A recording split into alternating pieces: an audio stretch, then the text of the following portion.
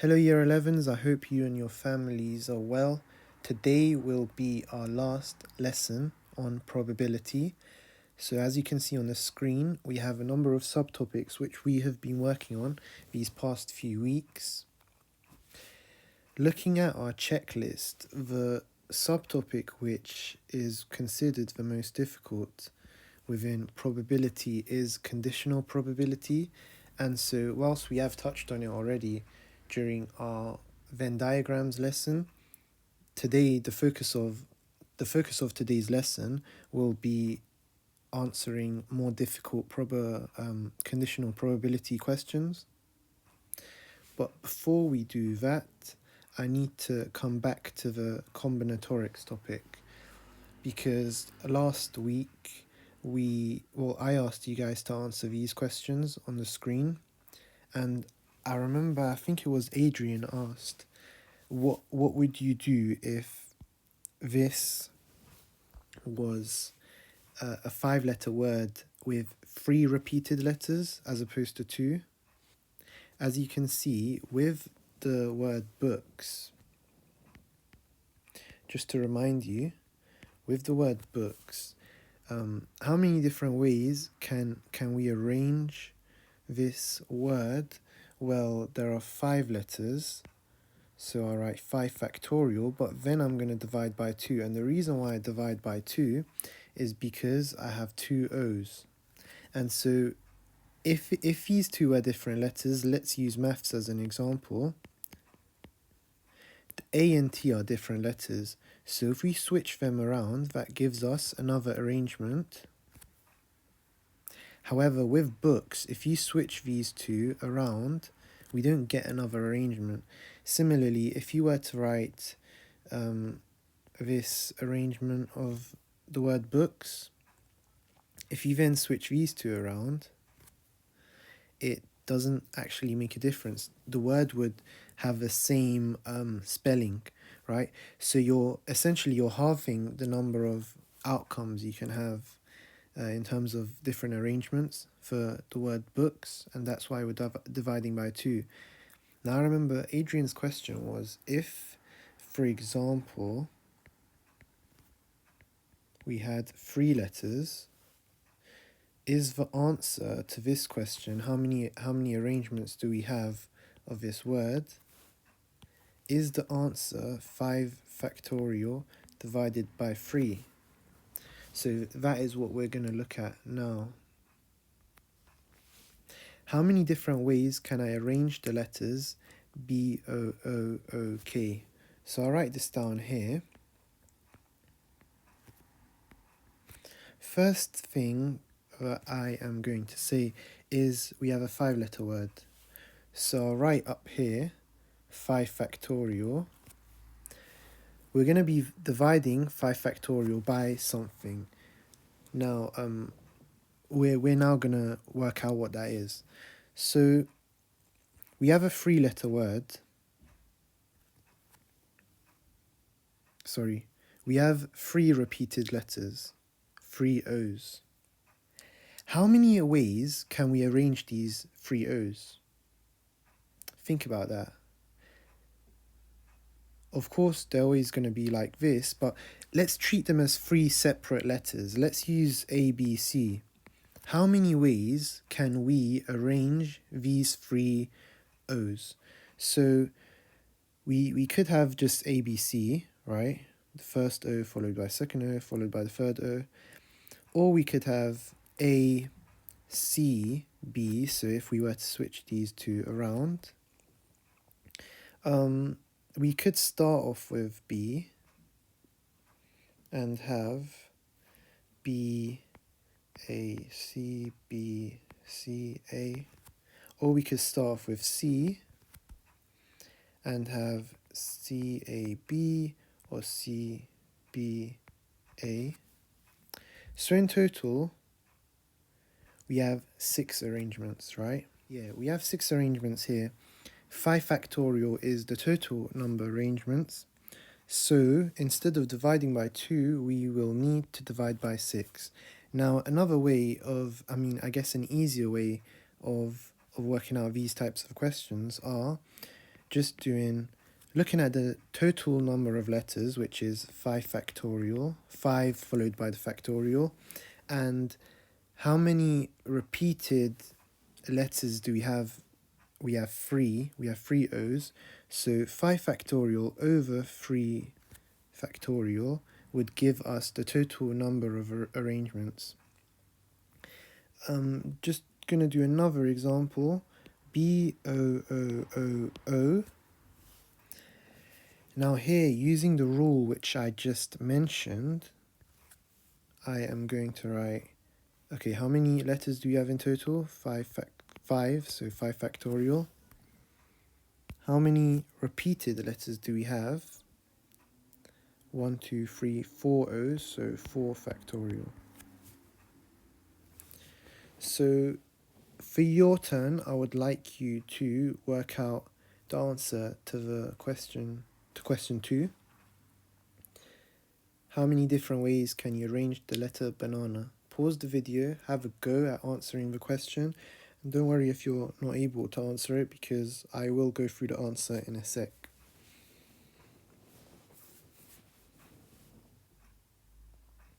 Okay, so using the rule which I just mentioned and demonstrated on 2 separate examples, here and here, how many letters do we have in the word banana? 1, 2, 3, 4, 5, 6. Alright, 6 factorial. How many A's do we have? 3 factorial. So we have to divide by 3 factorial. How many N's do I have? 2. So I'll write 2 factorial, which of course is the same as 2, because 2 factorial is 2 times 1. So yeah, using a calculator, you'll be able to work out the answer.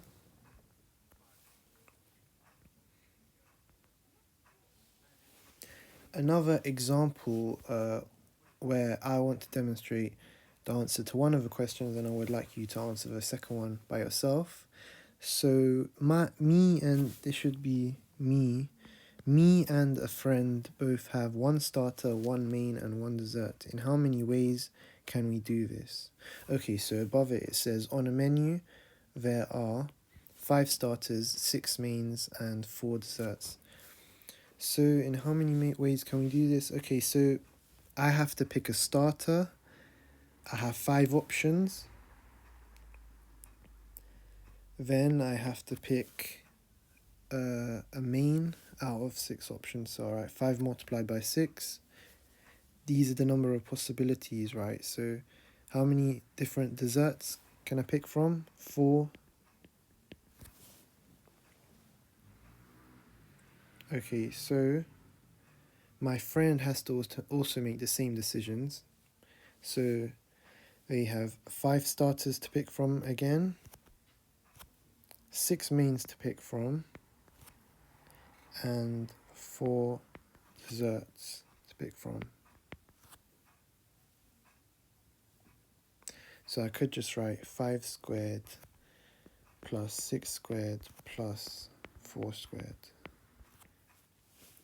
I want to discuss this multiplication sign here. So I can imagine if you guys had to answer the first question, some of you may have wrote 5 times 6 times 4 plus 5 times 6 times 4.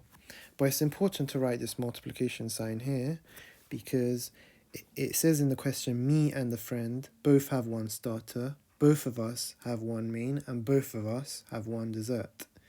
It doesn't say at least one of us 2 people have 1 starter, at least one of us 2 have 1 main, at least one of us 2 have 1 dessert. Remember, when it's and both people in this case are eating food, you have to multiply the possibilities or the probabilities, and if it's an or question, you have to add. So now it's your turn, a similar question, so I'd like you to try answering it. Pause the video, and in a sec I will go through the answer.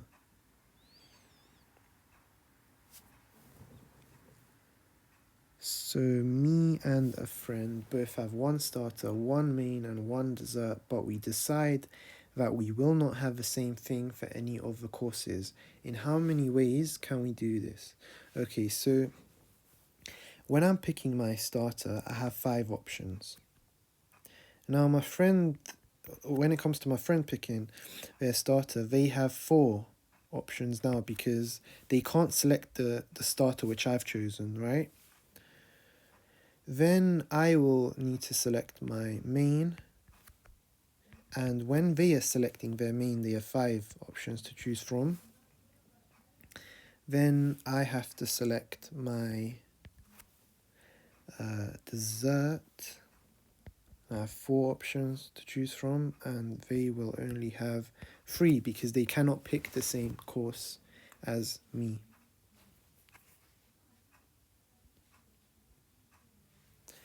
Okay, so I want to discuss the remote assessment as well before I get into some conditional probability examples.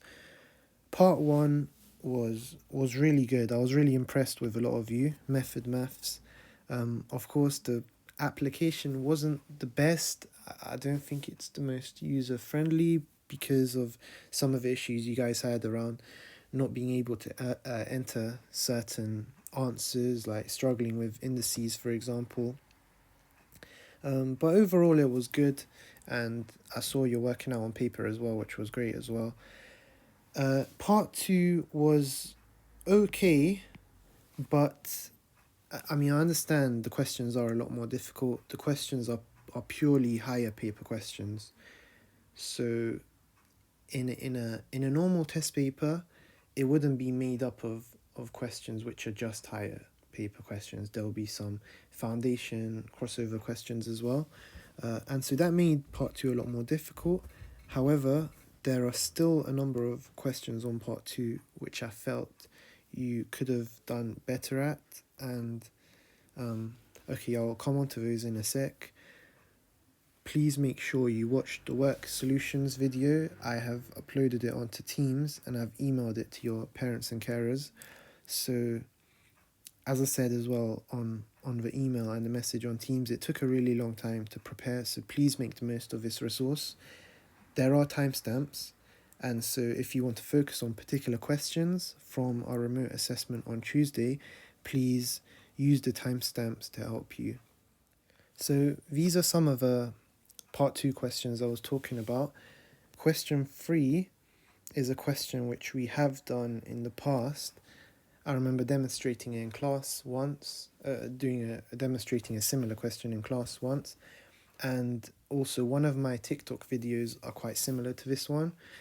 Question 5, I think this was, the inverse proportion question.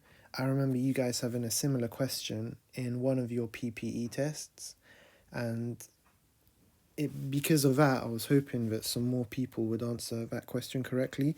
And question 6, well, this was very similar to one of the questions on the method maths paper, using the area of a right angle triangle where the lengths are linear expressions. So yeah, just make sure you're doing a lot of practice and just going back, watching my TikTok videos, watching the PPE work solutions video, watching this work solutions video, to make sure you're more fluent in answering, in actually not just answering but identifying the type of questions in front of you. If you identify here that you need to use your knowledge of ratios and I guess fractional terms, so writing something like this, if you identify that you need to do that, if you identify what you need to do in these other 2 questions as well, then you will find that a lot of questions are actually more similar than you think. And yeah, that will help a lot when it comes to answering these unfamiliar, harder questions. So moving on to conditional probability, I want to cast your minds back to our Venn diagrams lesson. What was it, 2 weeks ago now, I think? And I talked about the questions which start off with a given that. So, given that a person had cereal, what is the probability that they didn't have tea? So, you have to isolate your population to just the people who have had cereal. Given that the person has had cereal, what I did on that video is I circled this. So now we're looking at those 54 people, right? What is the probability that they did not have tea? So 35 of them had tea, 19 did not have tea. So it will be 19 over 54. Now, of course, you guys would probably know how to answer this question now because you've covered that lesson. I'm going to introduce some notation. So what is the probability that they did not have tea given that they already had cereal? This can be expressed using this notation. So the probability that the person did not have tea. So I'll write tea and have a little dash here because not had tea. Given that, and given that is I guess represented using this line, given that they have had cereal. So I'll write C. So now this means probability that a person did not have tea given that they had cereal. So here we have a formula. As you can see, the probability of A given that B has already occurred is the probability that A and B have occurred, so this orange region, divided by the probability of B, because remember, B has already occurred. In the question it says, given that B has already occurred. So I'd like you to take a note of this information and just make sure you highlight it or put a box around it because it's really important. We will be using it for a number of questions. So here is the first example. Work out the probability of A and not B. So the probability of A and not B would just be 0.1.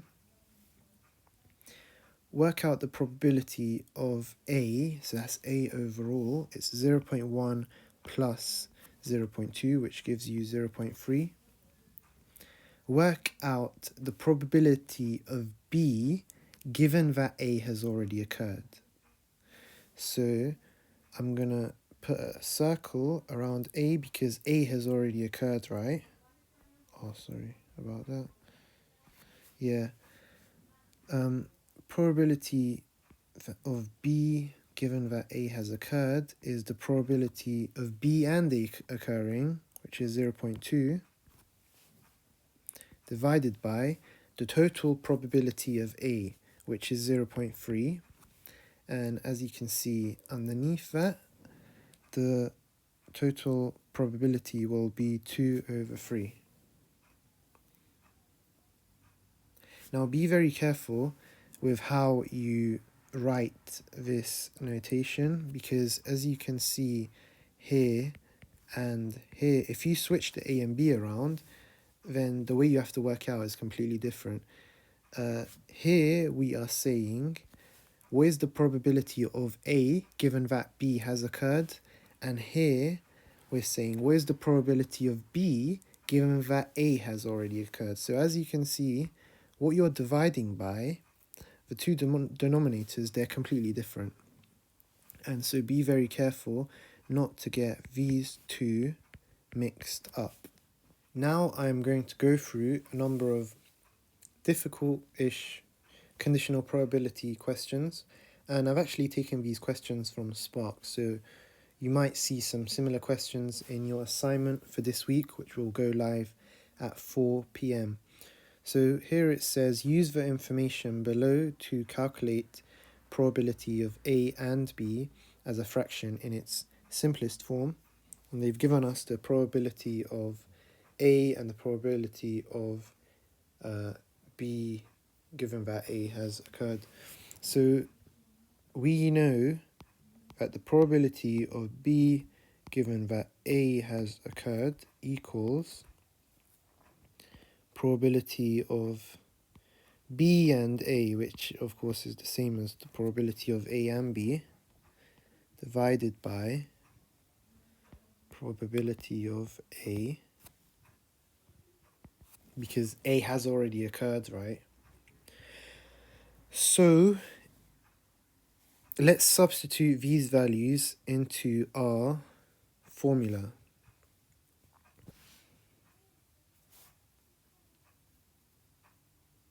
Four over 5 equals probability of B and A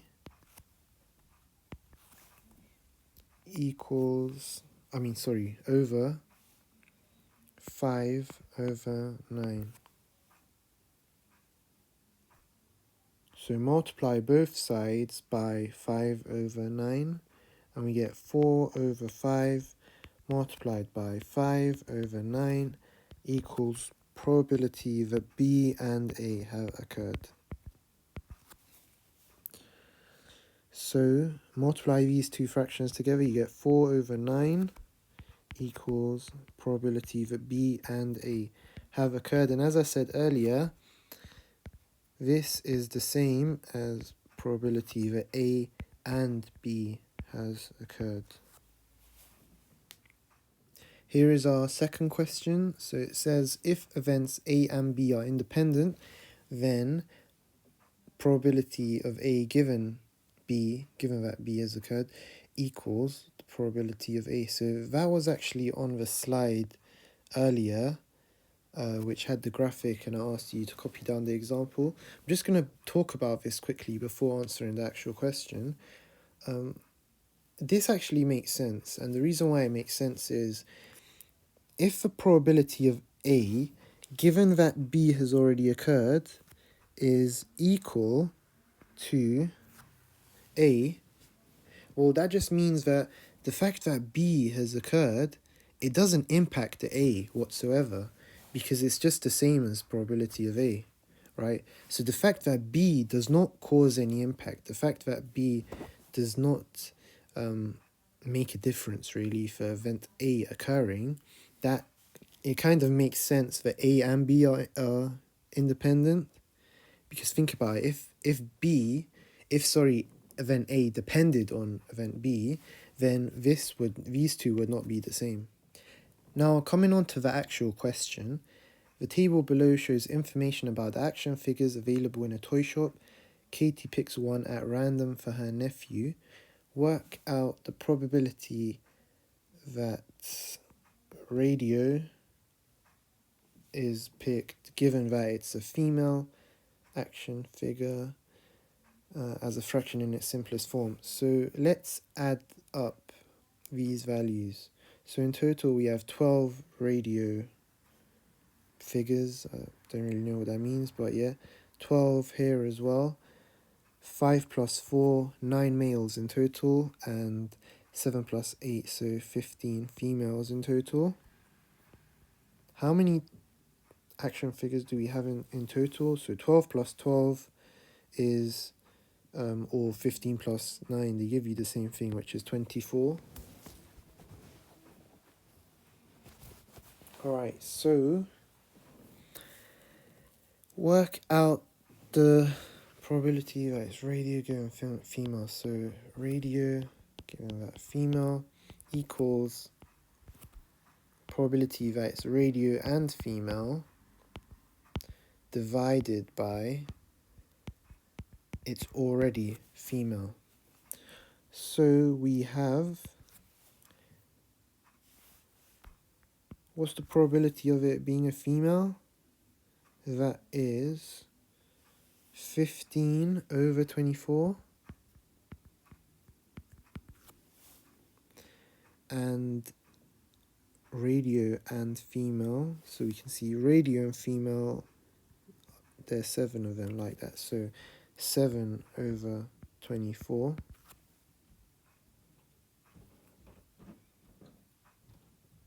So that is 7/15. Is the action figure having a radio independent of it being a female? Is the action figure having a radio independent of it being female? Okay, so we need to work out whether these two events are independent or dependent.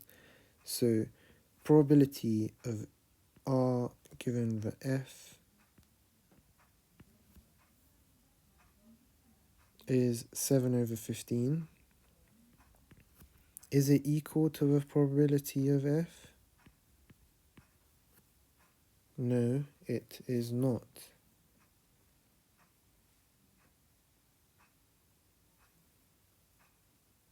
So right here it is not equal because 7/15 is not equal to 15/24. So to answer the question, is the action figure having a radio independent of it being female? The answer is no.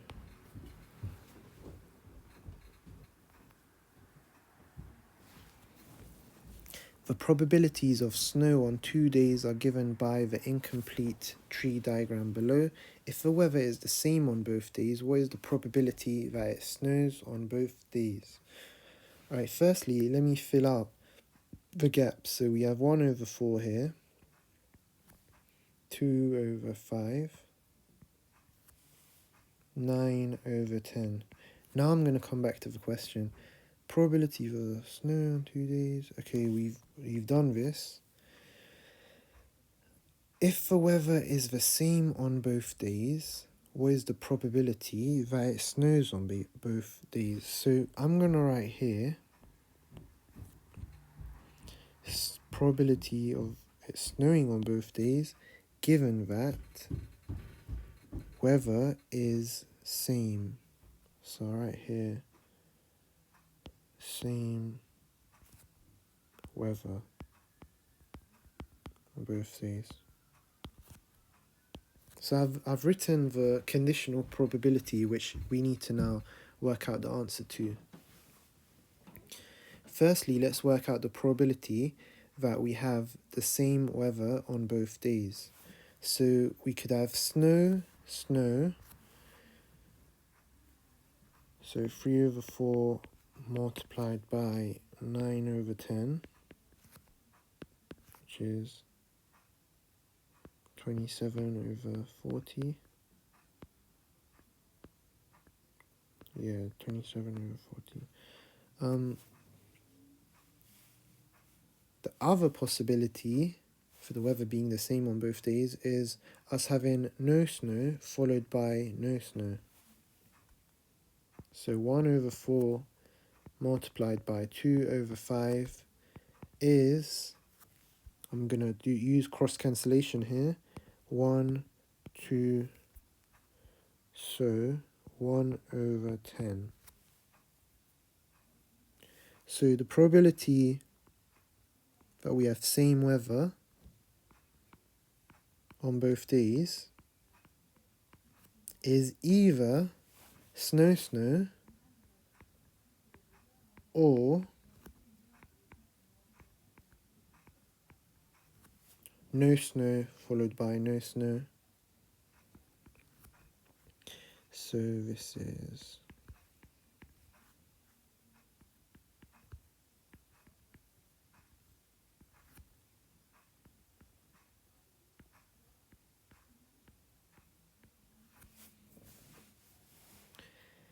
now where's the probability that we have that it snows on both days given that we have the same weather? So let me use a different color because it's getting a bit messy. Probability of snow, snow, given that I'll just write same weather equals probability of snow, snow, and same weather, which is kind of the same thing, right? divided by probability that we have the same weather. So the probability of having snow and same weather is just going to be this one, 27 over 40. 27 over 40 divided by the probability that we have same weather is 31 over 40. And so our answer is 27 over 31.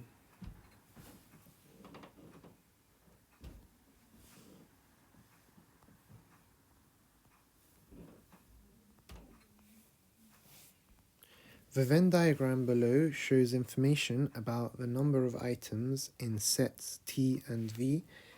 An item is chosen at random. Given that probability of T, given that V has occurred, equals a fifth, work out the value of X. Okay, so probability of T given V equals probability of T and V over probability of V.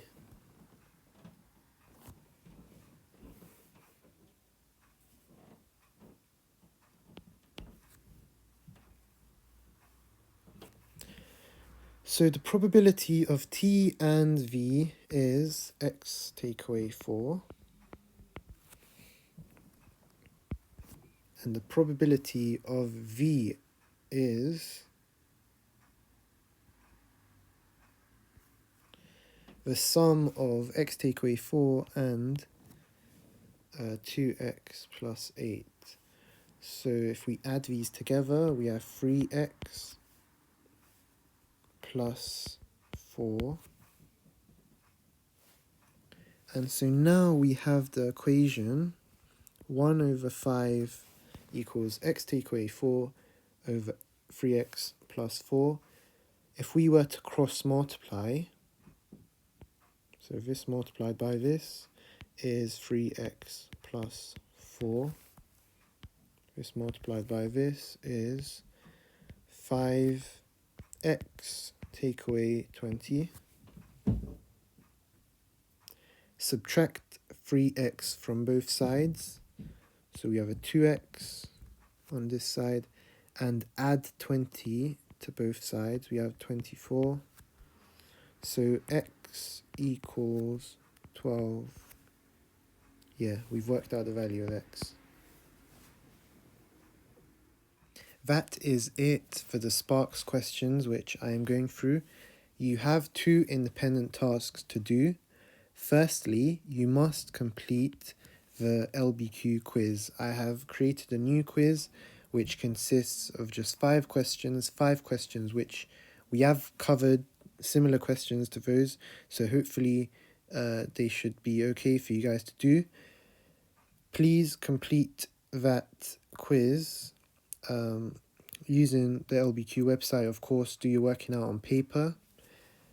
It's frustrating that I can't provide the code from the start of today's lesson because well, you can't do that on LBQ. So the code and link will be generated at 12 p.m. I will upload the code and link on our Teams page. The whole quiz will last 90 minutes, as in you have 90 minutes to complete the quiz. Because there are only 5 questions, I reckon that spending 30 minutes or so on those 5 questions is a reasonable amount of time for me to give you guys. But please make sure you do it between the following times, 12 to 1:30, because the quiz will close at 1:30 and you will not be able to access those questions, and I will not be able to see your answers. Your second task is to answer at least 5 questions from the attached PDF. It's titled Probability Grade 8 and 9 exam questions. Of course, the exam questions are relatively difficult, but I think with the practice you guys have gotten these last few weeks at probability questions, it would be a nice challenge for you guys to have a go at those questions. I expect you to spend around 30 to 40 minutes on answering those questions, and I would like you to also mark your answers using the same document. If you scroll down, you will see that I've included the mark scheme. So please make sure to complete the quiz on the website so I can see your answers. I can see the wonderful independent learning which you guys are doing to ensure you're getting better at those really difficult questions. Please also make sure you take a picture of all of your work being done on paper and hand in those pictures to me via this Teams assignment. I have included the LBQ questions on the slides. As you can see, this is question 1, a ratio problem solving question, a simultaneous equations question, question 3, a circles question. Question 4 looks like it's related to speed, distance and time, and question 5 is a turning points question. Yes, it is. 5 questions which we have looked at this year, so hopefully they will be okay for you. Last thing, homework reminder. Sparks homework is due today. Please make sure you complete your overdue Sparks homework as well. Ask me questions if you're stuck, and please make sure you're completing your overdue remote learning assignments as well. One thing I'll add is, even to those of you who have completed every single assignment, please make sure you're going back, flicking through your book, looking through your notes to ensure you're not forgetting anything. And also, regarding these 5 questions, I will upload the answers at some point, maybe on YouTube, maybe through TikTok. And so yeah, just watch this space. Just look out on the Teams page for the answers to these questions. And so yeah, that is it from me. Please make sure you ask me questions if you are stuck. I've been so impressed these last few weeks. I just hope that you guys can keep it up. And yeah, I'm looking forward to seeing your LBQ answers and all the lovely pictures of your work. Take care, all of you, and have a nice weekend. Bye bye.